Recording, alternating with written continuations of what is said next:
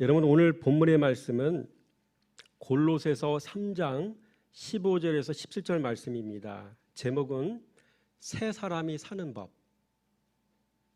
새 사람이 되었기 때문에 새 사람으로서 삶을 살 수 있다는 이야기입니다. 여러분, 교회가 세워지는 원리가 네 가지가 있어요. 첫째, 교회가 세워지려면 하나님의 뜻이 있어야 돼요. 뭐가 있어야 된다고요? 하나님의 뜻이 있어야 돼요. 하나님의 뜻이 없으면 그 어떤 것도 이루어질 수가 없어요. 여러분, 골로새서 1장 1절 말씀 보니까 하나님의 뜻으로 말미암아라고 기록되어 있어요. 디모데후서 1장 1절 말씀에도 보니까 하나님의 뜻으로 말미암아 이렇게 기록되어 있습니다. 여러분, 하나님의 뜻이 없으면 교회가 세워질 수가 없습니다.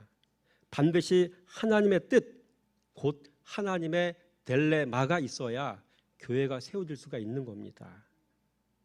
여러분, 이 숭례교회가 이 땅에 이렇게 아름답게 세워질 수 있었던 이유는 뭐가 있었다고요? 하나님의 뜻이 있었다는 얘기예요. 두 번째로, 교회가 세워지려면 약속대로 오신 예수 그리스도가 있어야 돼요. 아멘이신가요? 하나님의 뜻이 있어야 되고요. 예수 그리스도가 있어야 돼요. 그래서 교회 모퉁이들도 예수 그리스도, 교회 터도 예수 그리스도, 교회 몸도 예수 그리스도, 그리고 교회 몸을 세우는 건축 자재도 예수 그리스도예요. 고린도전서 3장 12절 말씀 보니까 뭐가 교회를 만드는 재료가 되냐면 풀, 나무, 집, 예를 들자면 이런 것도 얘기하고요. 또 한 가지 따라서 합니다. 금, 은, 보석, 이런 것도 재료 중에 한 가지래요. 그런데 풀이나 나무나 집 같은 거는요, 교회를 만들어갈 수가 없어요. 그걸로는요. 공력이 나타날 때 다 없어지거든요. 그래서 금이나 은이나 보석 같은 걸로 교회를 세워야 되는데, 여러분, 금과 은과 보석은 예수 그리스도이신 말씀의 의미예요. 아멘이신가요? 그렇습니다. 모퉁이들도 예수 그리스도, 교회 터도 예수 그리스도, 교회 건축 자재도 예수 그리스도. 또 그러면 교회의 머리는 뭘까요? 교회의 머리 또한 예수 그리스도인 걸 믿으시기 바랍니다.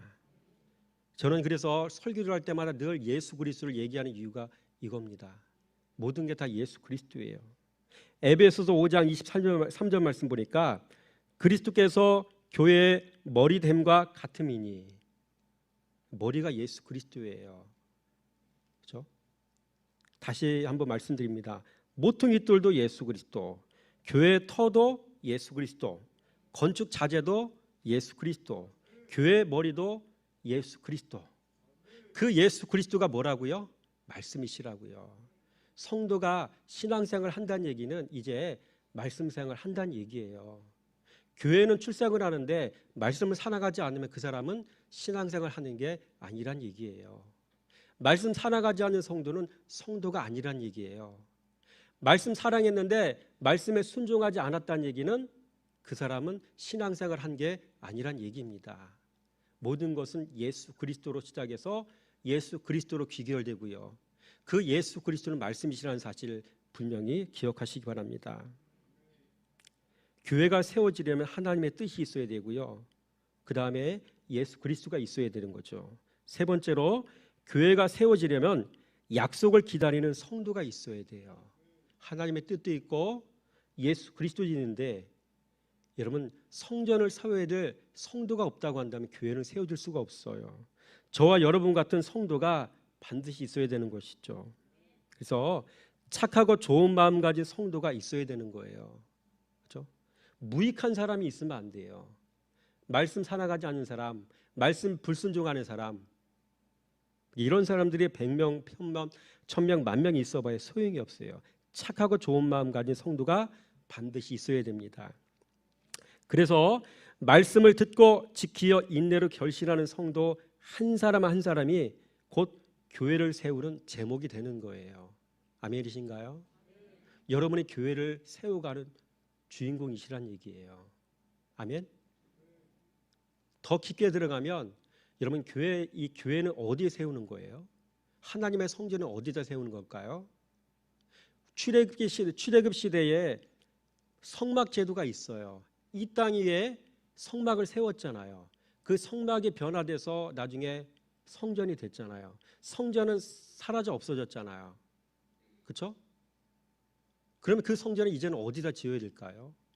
따라서 합니다. 내 마음. 여러분의 마음밭에 여러분 성전을 세우는 거예요. 이 사실을 분명히 기억하시기 바랍니다. 그렇죠? 여러분 교회가 세워지려면 그 교회는 그리스도가 주인 되어 통치하실 때 나타나는 증거, 이 증거가 있어야 돼요. 그 증거가 뭔지 아세요? 하나님께서 교회를 통치하실 때 그 교회 안에는 반드시 은혜와 평강이 있어요. 하나님께서 성전인 여러분 한 사람을 통치하실 때 여러분의 심령 속에는요 주님의 은혜가 있어야 되고요, 주님의 평강이 있어야 돼요. 아멘. 그래서 서신서에 보면은 모두가 다 은혜와 평강이 있길 원하노라고 얘기하고 있어요. 그 얘기가 뭔지를 몰랐어요. 교회의 파운데이션 기초는요 그리스도의 은혜와 평강이더라고요. 여러분 그리스도의 은혜와 평강이 여러분의 내면에 신앙의 세계에 단단히 기초가 되어지길 원합니다. 이 은혜와 평강이 있어야 교회가 이루어지는 거예요. 골로새서 3장 15절 말씀 한번 본문에 나와 있는 것 시작. 그리스도의 평강이 너희 마음을 주장하시게 하라. 이 주장한다는 얘기가 통치가 되는 얘기, 통치한다는 얘기죠. 여러분 은혜가 있다는 말은 하나님의 뜻이 있었다는 말입니다. 평강이 있다는 말은 평강의 왕이신 예수 그리스도가 통치하고 계신다는 뜻입니다. 반대로 은혜와 평강이 없다는 말은 그 사람 안에 또는 그 공동체 안에 예수 그리스도가 없다는 말입니다. 또한 예수 그리스도가 없다는 말은 하나님의 은혜가 주어지지 않았다는 얘기예요. 그래서 은혜와 평강이 가지는 의미가 여러분 이런 의미인 것을 잘 아시기 바랍니다. 두 번째로 교회가 세워지는 원리가 있다면 이제는 교회가 세워지는 과정이 있겠죠. 원리 있으면 과정이 있어야 되잖아요. 첫째, 하나님의 뜻이 세워져야 돼요. 하나님의 뜻. 둘째, 지도자가 세워져야 됩니다. 그래서 우리 주님도 3년 6개월 동안 사역하셨잖아요. 그 사역의 메인 사역이 뭘까요? 지도자 세우는 사역이셨잖아요. 가르치고 깨닫게 하고 넘어지면 다시 말씀으로 이렇게 세우고, 그렇죠? 말씀을 힘입어서 귀신도 쫓아내보도록 해보고, 그렇죠? 모든 걸 말씀으로 이렇게 하신 일이 제자 세우는 일이었다는 얘기입니다. 그래서 우리 주님은 지도자 세우는 일에 공을 많이 들였어요. 여러분 모세라는 사람 40년 두 번에 걸쳐 80년 훈련 받았잖아요. 그렇죠? 제대로 훈련 받은 것 같은데 사역을 하다 보니까 삑사리가 많이 났잖아요. 승질도 되고 막. 그렇죠? 여러분 지도자 한 사람이 세워지는 과정이 참 고되고 힘들어요. 어려운 일이에요, 이게. 그리고 그 지도자는 반드시 말씀으로 세워줘야 돼요. 말씀이 아닌 것으로는 주님이 일하지 않으셔요. 지도자 세우는 일에 있어서도. 셋째로 착하고 좋은 마음 가진 성도가 세워져야 돼요. 그래야 교회가 구체화가 되어지는 것이죠. 여러분 착하고 좋은 마음 가진 성도의 특징은 무엇이겠습니까? 따라서 합니다. 자석에 잘 붙습니다. 다시 한번 자석에 잘 붙습니다. 예. 무슨 얘기입니까? 말씀에 반응을 잘한다는 얘기예요. 듣는 일을 사모하고 들었으면 즉시 순종하고, 듣고 순종하고, 듣고 순종하고, 수도 없이 이런 이야기 들으셔야 될 겁니다. 말씀을 들었으면 순종하고 계속. 여러분 이렇게 세 박자가 잘 맞아야 교회가 세워질 수가 있는 겁니다. 첫째 하나님의 뜻이 세워져야 되고요. 둘째로 뭐가 세워져야 되죠? 지도자가 세워져야 되고요. 셋째로 성도가 세워져야 돼요. 이 세 가지가 바로 교회를 이루는 구성 요소가 되고요. 이 과정을 통해서 교회가 세워지는 겁니다. 여러분, 신앙생활하는 4가지 원리가 또 있어요. 신앙생활하는 원리 뭘까요? 첫째, 그분의 은혜가 임해야 돼요. 그렇죠? 그분의 은혜가 임해야 돼요. 여러분, 애굽의 바로왕 보세요. 10번에 걸쳐서 피부에 와닿도록 재앙을 두드러 맞으면서도 깨달음이 없었잖아요. 뭐가 없어서? 은혜가 없어서.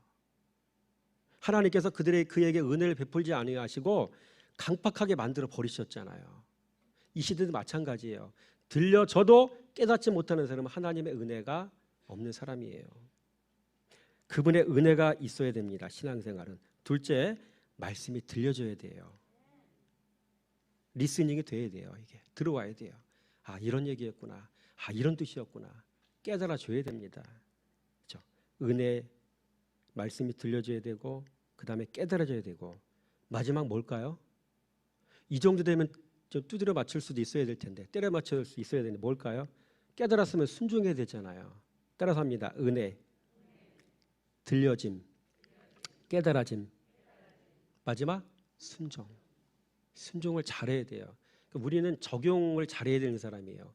말씀 듣고 깨달았으면 이 말씀을 어디다 갖다 적용해야 될지 잘 알아야 돼요. 아멘? 그렇죠?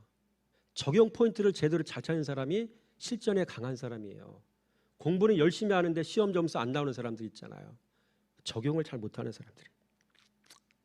여러분, 순종은 곧 인격적 동의를 뜻합니다. 순종했다는 말은 우리의 인격을 구성하는 요소인 지, 정, 의가 다 동의했다는 뜻입니다. 그래서 그리스도의 바른 지식이 들어오면 내 정서가 그 지식에 동의하게 되고, 내 정서가 그 지식에 동의했으면 이제 내 의지도 그 지식에 따라 반응하게 됩니다. 그런 의미에서 지, 정, 의, 이것이 반응을 해야 돼요. 여러분, 지, 정, 의는 사람의 인격을 구성하는 요소가 되잖아요. 여러분, 사람의 인격은 어디에 소속일까요? 그 사람의 마음 소속이거든요. 마음밭을 갈아엎으라는 얘기는 여러분의 지, 정, 의가 말씀을 통해서 갈아엎어져야 된다는 얘기가 되는 거예요. 아멘이신가요? 그렇죠. 이런 변화된 삶이 우리 모두에게 있어지기 원합니다. 그래서 나온 것이 순종인 것이죠. 지정의가 동의해서 나온 게 순종입니다. 여러분, 신앙생활하는 원리를 4가지를 가르쳐드렸습니다. 여러분이 이것을 잘 깨닫고 여러분의 신앙생활 속에서 잘 적용하는 지혜가 있어지기 원합니다. 여러분, 오늘 본문에서 바울과 디모데가 골로새 교회 성도들에게 권면하고 있는 것은 무엇이겠습니까? 화면 보세요. 1번, 그리스도의 평강이 너희 마음을 주장하게 하라. 뭘 주장해요? 마음. 2번, 너희는 또한 감사하는 자가 되라. 감사. 이건 뭐예요? 입술. 3번째, 그리스도의 말씀이 너희 속에 풍성히 거하여. 풍성히 거하는데 뭐가? 지식.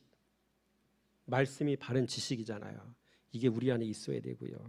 4번째, 무엇을 하든지 말에나 일에나 다 주 예수의 이름으로 하고, 뭐뭐 하고, 삶. 그렇죠? 마음, 입술, 지식, 삶. 이 4가지를 오늘 본문 말씀 얘기하고 있는 겁니다. 여러분, 그런데 이런 삶을 살기 위한 전제 조건이 있더라고요. 그 얘기가 오늘 본문 말씀 3장 1절부터 나오는 얘기예요. 3장 1절의 화면, 그리스도와 함께 다시 살리심을 받았으면, 이 얘기가 나와요. 여러분, 이 말은 새 사람이 되었으면이라는 말입니다. 이렇게 새 사람이 된 성도는 이제 삶의 목적과 방향이 달라집니다.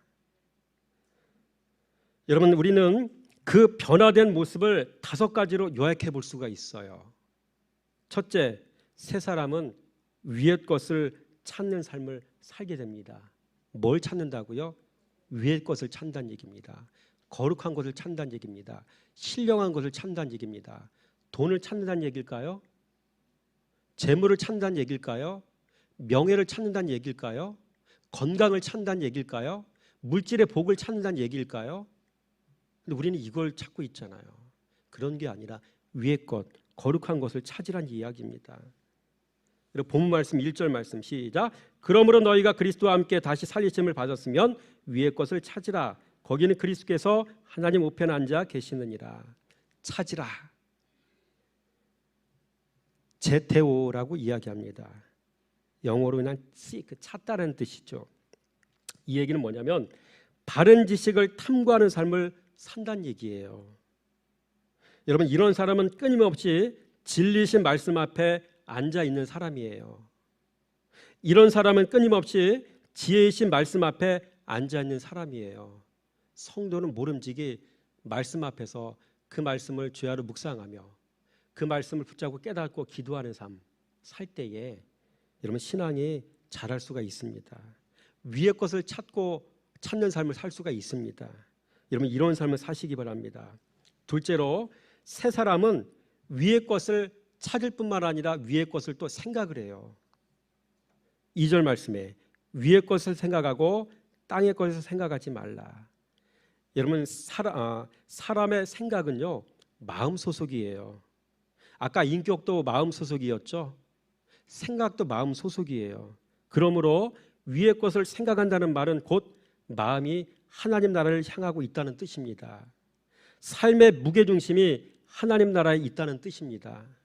삶의 무게중심이 하나님 나라이신 예수 그리스도에게 있다는 뜻인 것이죠. 셋째로 새 사람은 더 이상 땅의 것을 생각하지 않습니다. 2절 말씀이잖아요. 여러분 사람은 생각으로 죄를 짓고 삽니다. 그리고 이 죄는 생각에서 나온다는 얘기가 되는 거죠. 생각에서 나온 죄 때문에 수적으로 죄를 짓는 것입니다. 그래서 땅의 것을 생각하지 않는다는 말은 곧 생각에서부터 죄를 끊어낸다는 이야기입니다. 여러분 생각을 잘 지키시기 바랍니다. 여러분 코미디언 중에서 박지선이라는 사람이 자기의 목숨을 끊었다는 얘기 들으셨죠? 뭘 못 지켜서? 생각을 못 지켜서. 말씀은 우리의 삶이에요. 주변에 안타까운 일들이 일어나는 거 보세요. 다 뭐 못 지켜서 그래요? 생각을 못 지키고 마음을 못 지키고. 마음 자체부터 지키는 것이 안 되면 생각 지키는 거는 기대할 수가 없어요. 그렇죠? 말씀 살아가지 않으면 말씀이 마음 지켜지지 않습니다. 그래서 성도는 모름지기 말씀 사랑하는 성도가 되셔야 되는 것이죠. 이런 말씀 사랑하시기 바랍니다. 네 번째로 새 사람은요 땅의 지체를 죽이며 살아갑니다. 뭘 죽이며 살아간다고요? 땅의 지체. 우리 한번 5절 말씀 한번 읽어보겠습니다. 시작. 그러므로 땅에 있는 지체를 죽이라. 곧 음란과 부정과 사욕과 악한 정욕과 탐심이니 탐심은 우상 숭배니라. 땅에 있는 지체를 죽이라. 그게 뭐라고요? 음란, 부정, 사욕, 악한 정욕, 탐심 이런 것들이 땅의 것이라고 얘기하고 있어요. 여러분 이런 것들로 말미암아 하나님의 진노가 임하기 때문에 성도는 땅의 것을 금할 수 있어야 됩니다. 다섯 번째로 새 사람은 그리스도로 자라갑니다. 뭘로 자란다고요? 그리스도로 자라요. 여러분 성도가 그리스도로 자라려면 어떻게 해야 될까요? 뭘 먹어야 될까요? 그리스도 예수이신 말씀을 먹어야 자라는 거예요. 말씀 먹는다는 얘기는 말씀 사랑해서 말씀을 주야로 묵상하고 깨닫고 순종하고 깨닫고 순종하고 깨닫고 순종하고 이게 성도가 자라는 거예요. 그렇죠? 여러분 여러분의 내면에 그리스도 예수가 자라는 은혜가 있어지길 원합니다. 여러분 새 사람은 자기를 창조하신 이의 형상을 따라 지식에까지 새롭게 함으로 자라야 됩니다. 10절 말씀 시작. 새 사람을 입었으니 이는 자기를 창조하신 이의 형상을 따라 지식에까지 새롭게 하심을 입은 자니라. 여러분 새 사람은 지식까지 새롭게 된 사람을 이야기합니다. 머리에 든 지식이 세상의 초등학문 수준이면 안 된다는 얘기입니다. 거룩한 지식이 가득 들어와 차 있어야 된다는 이야기입니다. 입만 열면 말씀 얘기해야 되고요. 입만 열면 그 말씀이 나를 통해서 어떤 일을 이루셨는지를 얘기할 수 있어야 돼요. 간증자가 돼야 됩니다. 그래서 사람은 머리에 든 걸 결국 입으로 말하는 거예요.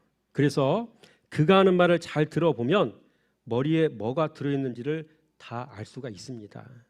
그래서 지혜로운 사람은 말수가 적어요. 왜? 들통나니까. 여러분 명심하시기 바랍니다. 말 많으면 내 신상이 쉽게 들통나는 겁니다. 말수 줄이시고요. 반대로 지식에까지 새롭게 하심을 입은 사람은 그리스도만 입으로 말합니다. 진리만 말하는 성도가 되는 거죠. 그러니까 여러분의 삶 속에 진리만 말하는 은혜가 있어지길 원합니다. 또한 새 사람은 하나님의 택하신 거룩하고 사랑받는 자처럼 행동하게 됩니다. 마음이 바뀌어지고 행동이 바뀌어지면 언어도 바뀌어지고 행동도 바뀌어지는 거 당연한 거 아니겠습니까? 마음은 안 바뀌었는데 행동만 바뀌려고 하다 보니까 앞뒤가 안 맞는 거잖아요. 그래서 사람을 보려면 처음부터 끝까지 다 봐야 돼요. 말하는 것도 봐야 되고요. 지금 모습 봤으면 1년 후에 그 사람의 모습도 살펴볼 수 있어야 되고요. 한결 같아야 되는 거예요. 진리생활을 하지 않으면 죽었다 깨어나도 사람은 한결 같을 수가 없어요. 여러분 진리생활 하시기 바랍니다. 자, 우리 12절 말씀 한번 읽어보겠습니다. 시작. 그러므로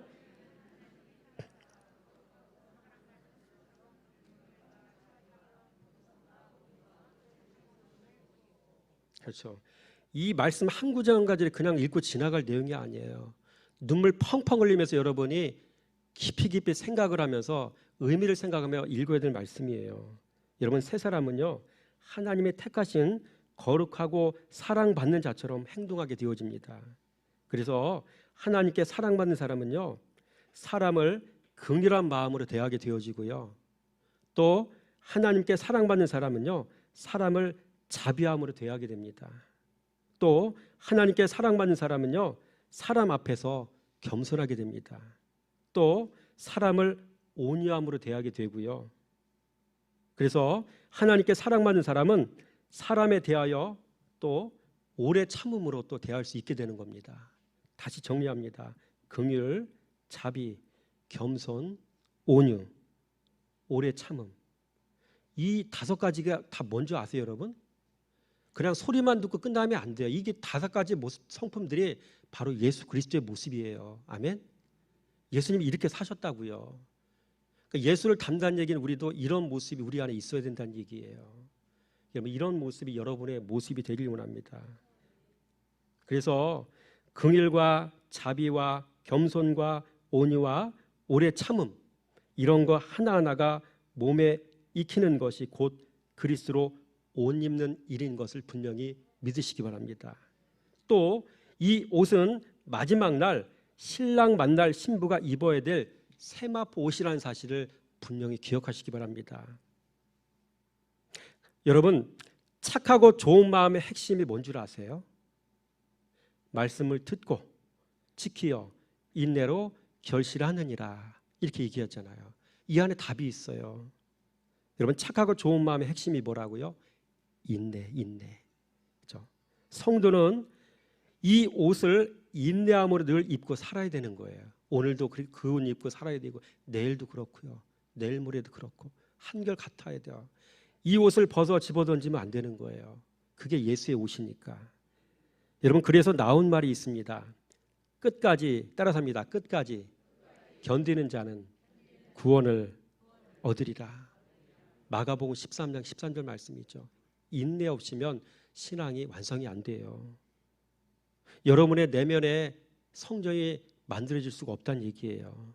여러분 인내는 구원 문제와도 이렇게 연결되어 있는 문제입니다. 그렇죠? 인내 없이면 구원도 이룰 수가 없는 거예요. 또한 새 사람은 서로 용납하고 피차 용서하는 삶을 살아가게 됩니다. 13절 말씀 시작. 누가 누구에게 불만이 있거든 서로 용납하여 피차 용서하되 주께서 너희를 용서하신 것 같이 너희도 그리하고 그리스도께서 하신 것처럼 행하라는 이야기가 되는 거죠. 또한 새 사람은 모든 것 위에 사랑을 더하여 띠를 온전하게 맵니다. 14절 말씀 보니까 시작. 이 모든 것 위에 사랑을 더하라. 이는 온전하게 매는 띠니라. 여러분, 새 사람은 그리스도로 자라갈수록 모든 일을 사랑으로 행하려고 합니다. 그래서 나이가 70이 넘으신 어르신들, 특별히 교회에서 신앙생활하는 장로님들 가만히 살펴보면 그분들에게 뭘 느낍니까? 우리가 인자함, 부드러움, 겸손, 사랑, 이런 거 느끼는 이유를 여러분 아시겠습니까? 그렇죠? 여러분, 신앙의 성장하면 결국 사랑으로 행합니다. 사랑으로 행하지 않는다는 얘기는 나이가 많든 적든 간에 우리가 그리스도를 아직 모른다는 얘기고요, 그리스도로 자라지 않았다는 얘기예요. 오늘 이 말씀을 통해 여러분의 신앙의 실제적인 모습을 확인하시기 바랍니다. 그래서 사랑으로 온전하게 띠를 맨 사람은요, 모든 일을 하되 원망과 시비 없이 하려고 합니다. 이런 분들은 알아요. 일을 많이 하는 게 중요한 게 아니라 그 일 한 가지 한 가지를 할 때 그리스도 예수의 마음으로 하느냐, 이 부분에 초점을 둔다는 얘기예요. 여러분, 20년 한 해가 지나가고 새해가 되어지면 또 새로운 이제 직분자들이 세워지지 않습니까? 어떤 마음으로? 그리스도 예수의 마음으로. 어떻게? 원망과 시비 없이. 이 고단수가 아니면 그렇게 할 수가 없어요. 말씀 살아가지 않으면요, 이런 삶 사는 것을 기대할 수가 없어요. 여러분, 이 시간 이 자리에 참여한 모든 분들이 말씀 생활에서 그리스도의 사랑으로 모든 일들을 행하시는 은혜가 있어지기 원합니다. 여러분, 이렇게 새 사람이 된 성도에게는 네 가지 증거가 나타납니다. 아까 뭐라고 했어요? 그리스도의 평강이 너희 마음을 주장하게 하라. 마음. 너희는 또한 감사하는 자가 되라. 입술. 그리스도의 말씀이 너희 속에 풍성히 거하여. 그리스도의 바른 지식. 무엇을 하든지 말에나 일에나 다 주 예수의 이름으로 하고. 그리스도의 삶. 마음, 입술, 지식, 삶. 이 네 가지를 지금부터 말씀드릴 겁니다. 첫째, 새 사람이 된 성도는 마음의 상태가 달라집니다. 15절. 그리스도의 평강이 너희 마음을 주장하게 하라. 여러분, 새 사람이 된 성도는요, 그 마음 상태가 바뀌어지는데 불안과 초조가 사라져요. 근심과 염려가 사라집니다. 이제는 심령에 평안함이 임하게 됩니다. 여러분, 이 시대에 교회 안에는 3, 40년 신앙생활에도 불안과 초조를 이기지 못하는 사람들이 많아요. 30년, 40년 신앙생활에도 무엇을 먹을까 마실까로 염려하는 사람이 참 많습니다. 돈 걱정, 자식 걱정, 심지어 노후 걱정으로 한평생을 사시는 분들이 얼마나 많은지 모릅니다. 여러분, 이 모두가 다 그리스도 예수가 그분의 내면에서 주인 되지 못한 증거란 얘기예요. 여러분은 어떻습니까? 여러분, 그렇다면 사람들은 왜 교회 안에 있으면서도 이런 문제로 씨름하며 살아가고 있겠습니까? 오늘 화면 말씀 한번 같이 한번 읽어보겠습니다. 마태복음 6장 30절부터 33절까지 시작. 오늘 있다가 내일 아궁에 던져지는 들풀도 하나님이 이렇게 입히시거든 하물며 너 일가보냐. 믿음이 작은 자들아, 그러므로 염려하 이르기를 무엇을 먹을까, 무엇을 마실까, 무엇을 입을까 하지 말라. 이는 다 이방인들이 구하는 것이라. 너희 하늘 아버지께서 이 모든 것이 너희에게 있어야 할 줄을 아시느니라. 그런즉 너희는 먼저 그의 나라와 그의 의를 구하라. 그리하면 이 모든 것을 너희에게 더하시리라. 속사포로 읽었습니다. 너희는 먼저 그의 나라와 그의 의를 구하라고 했잖아. 이게 포인트예요. 여러분, 여기서 나라라는 이 개념은요, 반드시 이 나라, 여기서 이야기한 나라는요, 반드시 통치의 개념이 들어가요. 여러분, 미국의 대통령이 누가 됐죠? 트럼프 대신에 바이든이 됐잖아요. 뭐 하기 위해서? 통치하기 위해서. 이 대한민국도 문재인 대통령이 통치하잖아요. 나라는 통치의 개념이 반드시 들어가요. 그렇죠? 두 번째, 마태복음 3장 2절 3절 말씀 한번 읽어보겠습니다. 시작. 회개하라, 천국이 가까웠느니라 하였으니 그는 선지자가 이사야를 통하여 말씀하신 자라. 일렀으되 광야에 외치는 자의 소리가 있어 이르되 너희는 주의 길을 준비하라. 그가 오실 길을 곧게 하라 하였느니라. 이 말씀을 천천히 읽어야 돼요. 여기 화면에는 표가 되어 있는지 모르겠는데 2절 말씀에 천국이란 말 나오죠. 3절 말씀에 그, 영어로 그, 그죠? 그라는 말이 2번 나오죠. 여러분, 천국이라는 건 물리적 개념으로 이해하고 있잖아요. 근데 2절 말씀 보니까 뭐라고 얘기해? 그 천국을 인격의 개념으로 바꿔버렸단 말이야. 그가 누구예요? 이 땅에 이미 오신 예수 그리스도를 얘기하는 거야. 아, 이분의 통치가 곧 천국이구나. 아멘. 그리스도 예수의 통치가 천국이에요. 다른 말로 그리스도 예수의 말씀이 여러분을 통치하면 여러분의 신령 속에 천국이 이미 임한 겁니다. 그래서 얘가 말씀을 자꾸 얘기하는 거, 말씀 순종을 얘기하는 겁니다. 여러분, 그의 나라는 곧 예수 그리스도입니다. 예수 그리스도의 통치가 이루어지는 게 곧 그의 나라입니다. 그의 나라는 장소의 개념이 아니라 존재의 개념입니다. 그 존재가 바로 예수 그리스도입니다. 예수가 통치하는 성도의 마음이 곧 천국이자 하나님의 나라인 것을 믿으시기 바랍니다. 성도의 삶은 이분의 통치가 이루어져야 이 땅에서 삶 가운데 가난이 떠나갑니다. 아멘. 이분의 통치가 임하지 않으니까 지질이 궁상맞게 사는 거예요. 쉽게 얘기해서 돈 걱정, 자식 걱정, 그렇게 살다가 인생 가는 거예요. 여러분, 오늘 본 말씀에 보니까 의라는 말이 나와요. 의라는 말은 디카이오스 시네 이렇게 표현하는데, 여러분, 의라는 말이 뭘까요? 의는 하나님께 받아들여질 수 있는 조건을 뜻합니다. 아들 공경이 곧 하나님의 뜻입니다. 아들은 말씀이십니다. 인격이신 분이 문자된 게 곧 말씀이시라고요.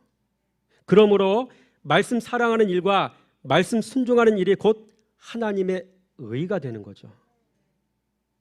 우리가 이런 의를 이루는 삶을 살아야 이 모든 것을 더하시겠다라는 말씀인 것이죠. 그리하면 이 모든 것을 너희에게 더하시리라. 정리하면 말씀 순종하고 살아라. 그러면 이 모든 걸 너에게 더해줄게. 그 얘기인데 중요한 건 우리가 믿느냐는 얘기입니다. 그리고 몇 프로 믿느냐는 얘기입니다. 여러분의 생명을 다 이 말씀에 목숨 거시기 바랍니다. 이게 우리가 살 길이고요. 이것 때문에 우리가 천국 갈 수 있는 길입니다. 이것 때문에. 그렇죠? 둘째로, 새 사람이 된 성도는 이제 입술로 감사하는 성도가 되어집니다. 15절 말씀에 너희는 또한 감사하는 자가 되라. 입술. 여러분, 이 감사는 깨달음에서 오는 감사입니다. 말씀을 사랑하고 말씀을 순종을 통해서 말씀이 실제가 된 데서 오는 감사의 고백, 이것을 얘기하는 겁니다. 셋째로, 새 사람이 된 성도는 끊임없이 그리스도를 아는 지식에서 자라갑니다. 3장 16절 말씀에 그리스도의 말씀이 너희 속에 풍성히 거하여. 여러분, 내 속에서 말씀이 자란다는 얘기죠. 또 내 속에서 말씀이 자란 만큼 내 안에 계신 예수 그리스도 자라는 겁니다. 아멘. 예수가 자란다는 말은 내 안에서 예수의 인격도 자라난다는 이야기입니다. 그래서 겸손도 자란다는 말이고요, 온유도 내 속에서 자란다는 말이고, 긍휼의 정서도 내 안에 자란다는 얘기예요. 이게 말씀 사랑하는 삶을 통해서 이루어지는 일입니다. 여러분, 넷째로, 결국 새 사람이 된 성도는 그리스도로 살아가게 되어져 있습니다. 화면 한번 읽어볼게요. 시작. 무엇을 하든지 말에나 일에나 다 주 예수의 이름으로 하고. 여러분, 예수 이름이 얼마나 큰 분인지 알기 때문에 이렇게 사는 겁니다. 여러분, 예수가 어떤 분일까요? 첫째, 복습을 한번 해보겠습니다. 예수가 어떤 분일까요? 예수는 창조자. 아멘. 둘째, 예수는 지혜자. 셋째, 예수는 구원자. 예수는 심판자. 예수는 우리의 복지. 창조자, 지혜자, 구원자, 심판자, 우리의 복지. 그렇죠?